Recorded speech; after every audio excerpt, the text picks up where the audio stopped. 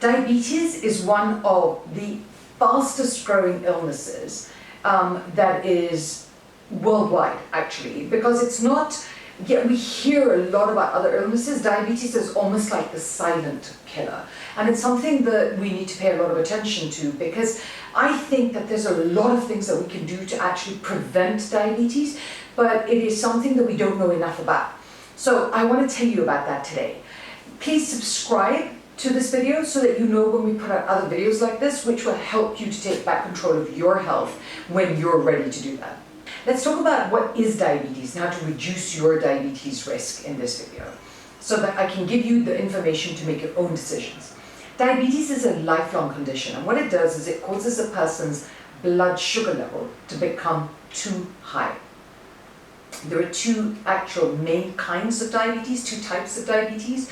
Type 1 diabetes, where the body's immune system attacks and destroys the cells that produce insulin.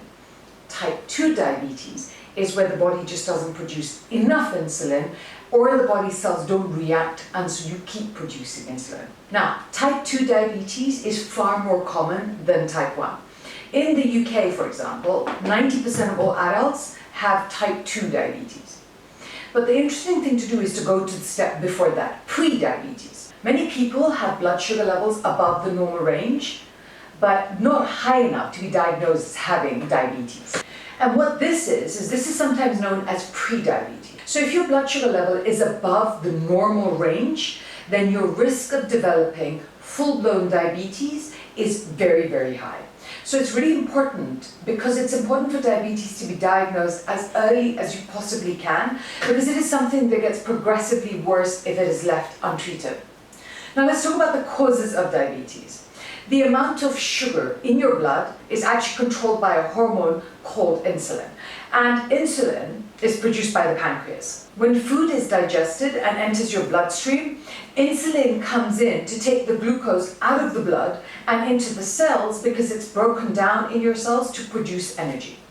Now, if you have diabetes, however, your body can't break that glucose down into energy, either because there's not enough insulin to break down all that glucose, or the insulin that you have produced just doesn't work to do what it's meant to be doing, right? So you can help to manage type 2 diabetes if you already have it through healthy eating, regular exercise, and being really careful to stay at a healthy body weight. And those are the things that actually help you with pre-diabetes too. So if you know that your blood sugar level is rising and you do those things, it is going to help you. Let's look at the symptoms of diabetes. There are a few that are very, very common. One, where you start to feel actually extremely thirsty all the time. You're peeing more frequently than usual, particularly at night. You spend your time feeling really, really tired. You get a lot of weight loss and loss of muscle bulk. Itching around your sexual organs, or frequent episodes of thrush, cuts or wounds that heal really slowly, and blurred vision. So how do we now reduce the risk of diabetes? There are a few things that work incredibly well. That's the really, really good news. They work incredibly well and very fast, because your body is just an amazing organism that makes this work. Number one, cut sugar and refined carbs completely from your diet. In people with pre-diabetes, the body's cells are hugely resistant to insulin. So sugar remains really, really high in the blood. And to compensate, the pancreas produces yet and yet more insulin. It's not working, it brings more insulin. Not working, brings more insulin. It's trying to bring your blood sugar level down to a much, much healthier level. Now, over time, this leads to more and more blood sugar levels and higher insulin levels. And that just turns ultimately into type 2 diabetes. Number two, work out regularly. Exercise massively increases the insulin sensitivity of your cells. So when you exercise less, you need more insulin to keep your blood sugar levels under control. When you work out more, the cells are more sensitive and get rid of the glucose much faster. Number three, drink water as your primary beverage. And what I mean by this is not Coke and sparkling drinks and fizzy drinks, because actually sticking with water most of the time will help you avoid things that are really high in sugar and preservatives and raise your blood sugar level really, really high. Those people that consume more than 2 servings of sugar or sugar-sweetened beverages a day had a 99% risk of developing a form of type 1 diabetes. 99%. And a 20% increased risk of developing type 2 diabetes. That is an incredibly high number. Basically, the effects of sweet drinks on diabetes, it doesn't make any difference if it's artificially sweetened beverages or fruit juices or whatever it is. If it is a processed sweet product, it is bad for you. It is very different to having fruit in its whole food form, because that has a lot of fiber, or making your own fruit juice. I'm talking about processed juices that you buy from a supermarket. And they're preserved and they're just sugar rich. Number 4, lose weight.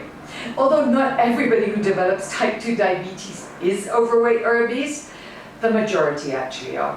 What's more, those people with pre-diabetes tend to carry a lot of excess weight in their stomach area and around your abdominal organs like your liver. That's known as visceral fat. And visceral fat promotes inflammation and insulin resistance. And what does that do? It increases the risk of diabetes. Number 5, stop smoking. In an analysis, a lot of studies of over 1 million people, smoking was found to increase the risk of diabetes by 44%. And if you smoke more than 20 cigarettes a day, that number rises to 61%. Number 6, follow a low-carb diet. A low-carb diet has been consistently shown to lower blood sugar levels, lower insulin levels, increase insulin sensitivity, and therefore just totally reduce your risk of diabetes. Number 7, eat a high fiber diet. Studies in obese, elderly, and pre-diabetic people have shown that when it helps you to keep your blood sugar and your insulin levels low. And this is why eating, for example, a whole fruit really is good for you, because there is so much fiber in the fruit, and it does wonderful things to clean out your gut, which actually also helps to drop your insulin levels. Number 8, optimize vitamin D levels. I have said this again and again, and I'm going to say it again now. If you have brown hair or darker, you have a 98% chance of a vitamin D deficiency, because you need 20 minutes in sunshine every single day for you to get enough sunlight to create the right amount of vitamin D in your body. And vitamin D is deeply important to control blood sugar levels. Research shows that people who don't get enough vitamin D, or whose blood levels of vitamin D are too low, have a much higher risk of every single kind of diabetes. Stand in the sun or eat fatty fish, cod liver oil, and just ramp up the levels of vitamin D constantly, particularly in winter. I supplement vitamin D in winter, and I take 2,000 to 4,000 IU of vitamin D daily to make sure my vitamin D levels are high. Now, that sounds like a lot of information, but in fact, you can watch the video back and you can take 1 or 2 things that really work for you. Ultimately, what I am saying is this: the risk of diabetes is super high, and you can stop it in the pre-diabetes stage. The way to stop it in the pre-diabetes stage is to manage the amount of sugar in your system. You manage that by low carb, by sugar-free food, and I don't mean sugar-free, artificial sugar-free food. I'm talking about whole, rich vegetables and fruit. Eat that, you will get better. This conversation never needs to be happening again. Are we clear? I'm watching you. I hope this was helpful. Please share it with somebody who drinks a lot of Coca-Cola and fizzy drinks every single day, because it is going to be so important for their life. Thank you so much for watching.